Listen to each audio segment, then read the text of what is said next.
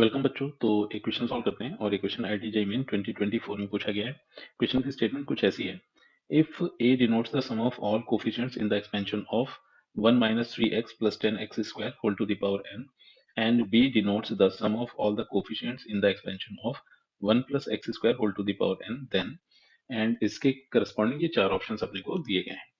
तो एक काम ये करते हैं कि सम ऑफ कोफिशिएंट्स गिवन एक्सपेंशन में पूछ रहे हैं और पहले एक्सपेंशन में कोफिशिएंट का सम ए दिया गया है। तो इनफैक्ट होता ये था कि किसी भी एक्सपेंशन में अगर अपने को सम ऑफ कोफिशिएंट्स चाहिए तो वेरिएबल के प्लेस पर वन पुट कर देते हैं।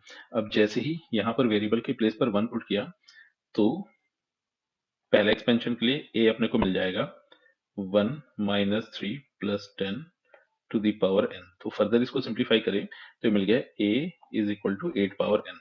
सिमिलरली अब अगर अपने को b यहाँ से चाहिए तो b इवेलुएट करने के लिए सेकंड एक्सपेंशन में x के प्लेस पर 1 पुट कर देते हैं। तो ये बन गया 1 plus 1 to the power n, that means 2 to the power n। तो इस तरह से हुआ ये कि a और b की वैल्यूज 2 की पावर के टर्म्स में देखने को मिली है। तो अब यहाँ से एक रिजल्ट तो साफ साफ अपने को दिखाई दे रहा है कि a हमेशा b क्यूब के इक्वल होगा। तो इस हिसाब से इस क्वेश्चन में option D is the correct choice.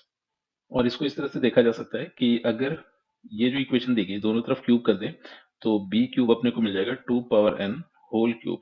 फिर अगर इंडाइसिस की प्रॉपर्टी का यहाँ पर यूज कर ले तो इंडाइसिस की प्रॉपर्टी कुछ ऐसे होती थी कि a power n power m को a power m power n लिखा जा सकता है। अब जैसे इस प्रॉपर्टी का यूज किया गया तो ये जो 2 power n whole power 3 given थी इसको लिखा जा सकता है 2 power 3 whole to the power n। फिर 2 पावर 3 तो बन गया है 8, तो इसको लिखा 8 power n, that is nothing but a। तो यहाँ से अपने को इस तरह से a की वैल्यू क्यूब के इक्वल देखने को मिली।